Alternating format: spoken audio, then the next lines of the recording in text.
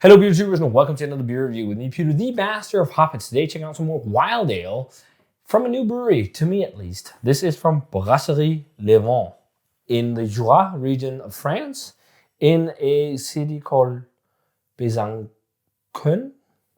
I don't speak French, sorry. So I'm butchering things here. Got this bottle from Beer Dome, so thanks a ton to Beer Dome for the beer. They have a massive selection of amazing beer from around the world, and they've been kind to sponsor the channel for so many years now. So shout out to Beer Dome. Link for this shop is down below. They have a lot of cool up-and-coming wild beers as well from around Europe, like this, because of Wild Festival Groningen. I think that's part of it. And they like wild ales themselves, I know. So they get a lot of cool stuff. And this is something that really piqued my interest because people were talking highly of it, even Beer Dome themselves. So Brasserie Levain in Jura is an interesting brewery because it's got some roots in the region. So the founder, Aymeric, I'm sure I'm butchering it. Like, again, I don't speak French. Aymeric. His last name is Tissot, Aymeric Tissot. And his parents are very famous winemakers, Benedicte and Stephanie Tissot, which is very famous in the wine world, especially if you're into the wines of Jura, you're into like Vin Jaune and all the different things, of the Jura region, like Savagnin wines. I don't know much about wine, just like tiny bits. And I've actually tried one of their wines years ago at a restaurant in Copenhagen, which was really good, which was a red wine. And I don't even remember what it was. I just remember really enjoying it. And I actually do have one wine from them in my cellar, which is a Vin Jaune, which is a wine I've been really intrigued by. I've only tried a subpar example a long time ago, also at a restaurant, but I have a bottle of their Chateau Chalon to try, which will be really fun. It's this wine that ages in barrels with Fleur, and is it 7 years in the barrel or something like that? There is angel share in the barrel. It's a very unique type of wine, oxidative wine. They call it yellow wine. And I'm looking forward to trying it. That's supposedly some really high quality stuff. It's also not a cheap bottle, but it was a gift that I'm really, really looking forward to trying. But his parents, Aymeric, is Benedicte and Stephanie Tissot, and they have been working with a very famous lambic maker, Cantillon. And Cantillon makes one of the lambics I want to try the most, which is La Vie est Belge. I've always been intrigued by it. I love the idea of the barrels that they're using. I've loved the idea of Vin Jaune without even having tried it. So I've been so fascinated about it. And then I heard about it first from this, and then I've tried a couple different wild beers aged in barrels that were Vin Jaune. So that's kind of how I know them. And Aymeric, because I guess the relation with the family and Cantillon, got to do an apprenticeship at Cantillon before opening up Levain. I don't know how you pronounce it. Which is so cool. I mean, what a way to kickstart your career in making wild and spontaneous beers. That is amazing. And because of his family and probably contact in the region, he also has access to so many cool barrels and cool grapes and stuff like that. So some of the things that Beer Dome had, there was many different varieties of all kinds of stuff. Barrels in different blends with different barrels, blends with different grapes, but also with fruit and also with herbs and spices. Like there's, which I'm really stoked on trying, there's a Sichuan peppercorn wild ale. That sounds amazing. So yeah, I'm really looking forward to be trying this. It's going to be my first wild ale from the brewery, and we're starting out with something that's maybe a bit more safe, but also smelling great. So this is a bottle of Levain Macération Fleurs De Sureau, which is a elderflower wild ale. So I love elderflower wild ales or lambic. The very first I ever had was the famous Mamouche from Cantillon, which is near and dear to my heart. I love that beer. I generally love everything Cantillon puts out. I'm lucky to have a nice selection at the moment in the cellar, but most of the stuff I have that's like not shelfy stuff is stuff I need to age. So I'm just, you see them and you're like, no, look. But I'm looking forward to be cracking some of these things. And they're going to be cracked on the channel, don't you guys worry.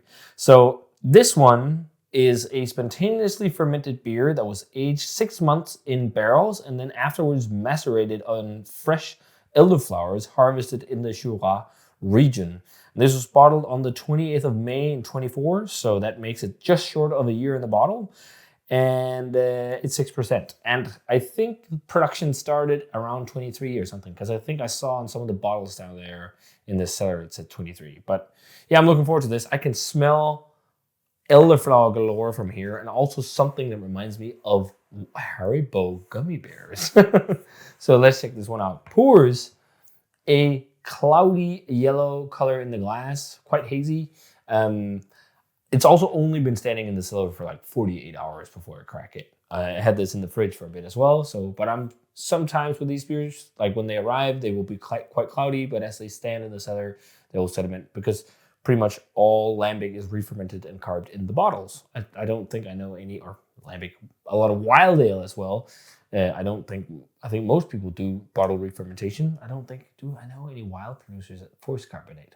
Oh well. Usually that's what you do. So you'll have natural fermentation in the bottle, and you'll have yeast cultures in the bottle. That's why it's hazy, but they will sediment out over time and make it clear. But that's not necessarily a bad thing. Like, some people like the flavor of the yeast in the lambic. Some people like to leave it out. I don't mind if it's homogeneously in the beer, but if it's something where it's cleared up, I want to drink the clear bits and then, leave the yeast at the bottom of the bottle, or mix everything up. Wow, we're rambling. But yeah, this looks nice in the glass. It looks vibrant and juicy. White head on it. Let's check out the aroma. And thanks so much to Beer Dome for the beer. That smells really nice. It has a very vibrant elderflower aroma, but also like waxy lemon. And there is something that reminds me of the white Haribo gummy bears. I guess it's grape flavored gummy bears, really. So that maybe it was a wine barrel that was aged in. But really nice. This is so nostalgic to smell. It reminds me of my childhood. My grandmother always made, doesn't really do it anymore. My dad took over the tradition. Is he turning 97? Crazy.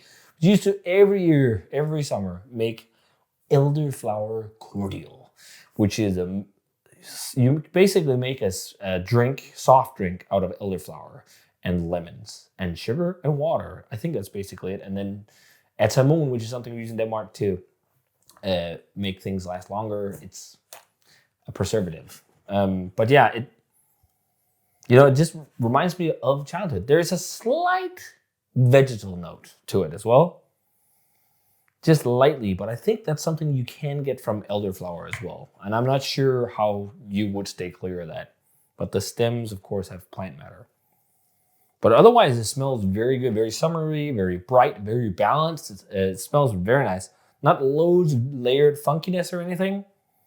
I'm getting mostly like these vibrant, fruity characteristics. But it smells really good. It smells lovely. It's also really young, so all the funky notes usually develop over time, but let's try it. Cheers, and thanks a ton to Beer Dome for the beer.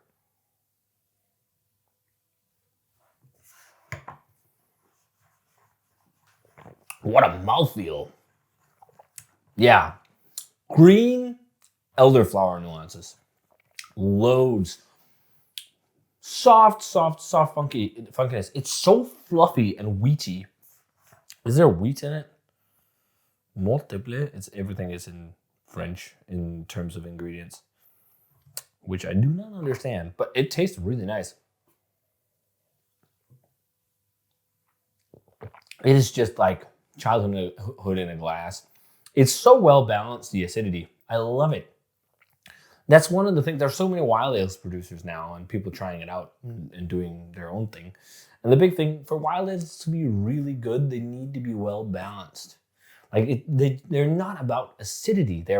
Acidity is part of a wild ale, but like you don't drink a Gueuze because it's sour. You drink a Gueuze because of everything else that makes Gueuze amazing. If we're just talking the lambic world, the gummy candy notes. I'm not sure if I'm really picking up on them here. There's a dusty, oaky, tannic woodiness to it. Loads of bright elderflower. And then I think it might be stems or something, because there's a bit of a green matter, plant matter to it. Like slightly vegetal, but it's light, so it's not disruptive for anything else in the flavor. Slight sweetness to it. Like, it's not like sweet or anything, but there's a slight, just sweeter, almost candied note to it, which is maybe why I was thinking of gummy bears. Lime, a lemon, and waxy kind of lemony notes to it as well. It's not like the most complex wild ale in the world, but it's really well constructed. I think for the first beer to try, this was a nice one to pop. Although I think a few of the others are a bit higher rated than this, but who cares about that stuff? Like, this is just really damn nice. Also a bit of pear act and something like that going on, and also a touch of stone fruit. There's something with that green matter. There's something that it reminds me of. I'm just not sure what it is. Is it green fruits or something? This is highly, highly, highly sessionable wild ale too. This is lovely. In terms of a grade, like early 90s, 92, 93, something like that. Really lovely wild ale. I think, well, it could maybe do with a little bit more age to develop a little bit more of a funky profile, but it also depends on what the blender and brewer wants. But I still think it's really good. It's a great first introduction for me to this brewery. I'm looking forward to be opening the rest. And they're goddamn affordable. Like, the bang for your buck on these is great. For beer that's aged 6 months in barrels, I think it was like only around 15 to 18 euros. Maybe the most expensive ones were 20 euros. And especially in Denmark, the prices of lambic is just like skyrocketed. But I know these also just, I think I saw somewhere in Denmark people were starting to sell them. But yeah, very nice. So check out Levain and check out their Macération Fleurs De Sureau. Lovely stuff. Thanks a ton to Beer Dome for the wild ale. And if you guys already had a chance to try this one, let me know what you thought of it. As always, remember to comment, subscribe, check out the Facebook fan page, and Twitter, and Instagram, and give the video a thumbs up if you enjoyed it, and ring the bell for future notifications about videos. And I'm going to say cheers, and see you guys in another beer review.